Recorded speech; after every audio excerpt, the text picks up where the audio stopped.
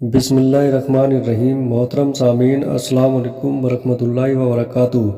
मेरे प्यारे दोस्तों, आपका स्वागत है नईम अली ऑफिशियल चैनल में। आइए सुनते हैं बे औलाद मर्दों और औरतों के लिए ज़रूरी हिदायत। औलाद दुनिया में अल्लाह ताला की बहुत बड़ी नेमत है, लिहाजा जिसको अल्लाह ताला ये नेमत अता फरमाए उसको चाहिए कि वे खुदा ताला का शुक्र अदा करे और अगर ना दे तो सब्र करे।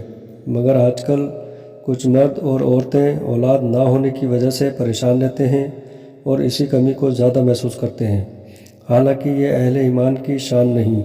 मोमिन को दुनिया और उसकी नेमतों के हासिल होने की ज़्यादा फ़िक्र नहीं करनी चाहिए, ज़्यादा फ़िक्र व गम आखिरत का होना चाहिए। अगर आपने अपनी आखिरत सुधार ली तो दुनिया की किसी नेमत के ना पाने का ज़्यादा गम नहीं करना चाहिए। औलाद अल्लाह की नेमत ज़रूर है, लेकिन समझ वालों के लिए ये बात भी काबिल गौर है कि माल और औलाद को अल्लाह जल्ला शानुहु ने अपने कुरान में दुनिया की रौनक फरमाया, आखिरत की नहीं। फरमाता है, माल और बेटे दुनियावी ज़िंदगी का सिंगार है और बाकी रहने वाली अच्छी बातें हैं। उनका सवाब तुम्हारे रब के यहाँ बेहतर है और वो उम्मीद में सबसे भली।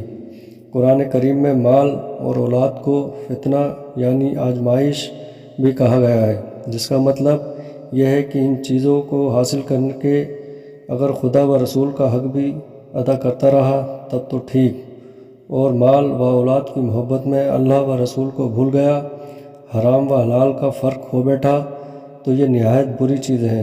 अलबत्ता नेक औलाद आखिरत का भी सरमाया है, लेकिन आने वाले ज़माने में औलाद के नेक होने की उम्मीदें काफ़ी कम हो गई हैं। खुदा ताला के महबूब बंदों यानी अल्लाह वालों में भी ऐसे बहुत से लोग हुए हैं जिनके औलाद ना थी। सरकार दो आलम हज़रत रसूल पाक मोहम्मद मुस्तफ़ा सल्लल्लाहु ताला अलैहि वसल्लम की सबसे प्यारी बीबी सैयद आयशा सिद्दीक़ी रज़ियल्लाहु ताला अन्हा के भी कोई औलाद ना थी, बल्कि हुजूर की 11 बीवियाँ थीं, जिनमें से आपकी औलाद सिर्फ़ 2 से हुई। सहाबा इकराम में हज़रत सैयदना बिलाल हफ़सी रज़ियल्लाहु ताला अन्हु भी बे औलाद थे।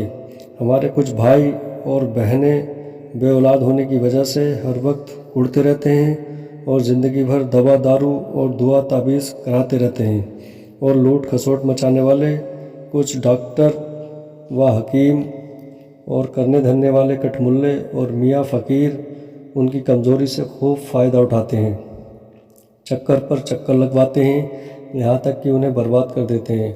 और डॉक्टर व हकीमों और करने धरने वालों में आजकल मक्कारों फरेबकारों की तादाद बहुत बढ़ गई है। कुछ टोका टाकी करने वाली और मशवरा देने वाली बूढ़ी औरतें उन बेचारों को चैन से नहीं बैठने देती और नए नए हकीमों डॉक्टरों और करने धरने वालों के पते बताती रहती हैं। यहाँ से छूटे तो वहाँ पहुँचे और यहाँ से निकले तो वहाँ फंसे। बेचारों की इसी में कट जाती है।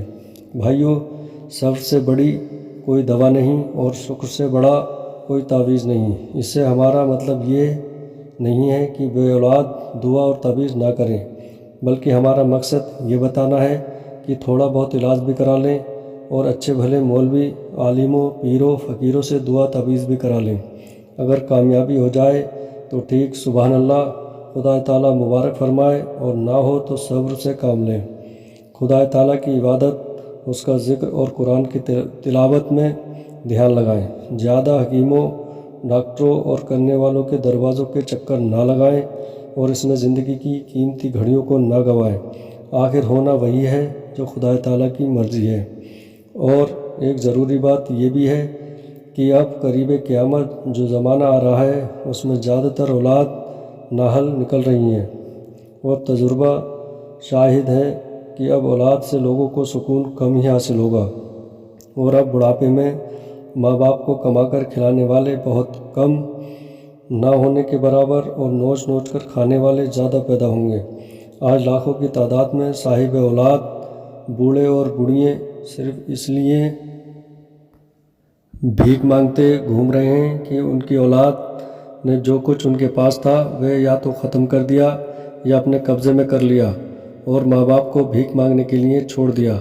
बल्कि आज तो माँ बाप से भीख मंगवाकर خود کھا رہے ہیں اور اپنے بچوں کو کھلا رہے ہیں۔ گویا کہ اب ماں باپ اس لیے نہیں ہیں کہ بڑھاپے میں اولاد کی کمائی کھائیں، بلکہ اس لیے ہیں کہ مرتے دم تک انہیں کما کر کھلائیں، خواہ اس کے لیے انہیں بھیک ہی کیوں نہ مانگنا پڑے۔ آج کتنے لوگ ہیں کہ ان کی زندگی چین و سکون اور شان کے ساتھ کٹی، لیکن اولاد کی وجہ سے برے دن دیکھنے کو ملے۔ کسی کو لڑکی کی وجہ سے جیل اور تھانے جانا پڑا اور پولیس کی کھری کھوٹی سننا پڑی، اور کسی کی جوان لڑکی نے ناک کٹوا دی اور پورے گھر کی عزت خاک میں ملا دی، 4 آدمیوں میں بیٹھنے کے لائق نہیں چھوڑا۔ اس سب سے ہمارا مقصد یہ نہیں ہے کہ اولاد مطلقاً کوئی بری چیز ہے یا بے اولاد حاصل کرنے کے لیے بالکل کوشش نہ کرے، بلکہ بات وہی ہے جو ہم لکھ چکے ہیں کہ خدا تعالیٰ نیک اولاد دے تو مبارک، اس کا شکر ادا کریں، اور نہ دے تب بھی پریشان نہ ہو۔ معمولی دوا و تدبیر کے ساتھ صبر و شکر ہی سے کام لیں۔ اور یہ بتا دینا بھی ضروری ہے کہ بد مذہب و بددین یا خدا و رسول اور ماں باپ کی نافرمان، بگڑی ہوئی، چور ڈکیت، شرابی، زناکار، حرام کار، عیاش و بدمعاش اولاد والا ہونے سے وہ لوگ بہت اچھے ہیں جن کی اولاد نہیں۔ السلام علیکم ورحمۃ اللہ وبرکاتہ۔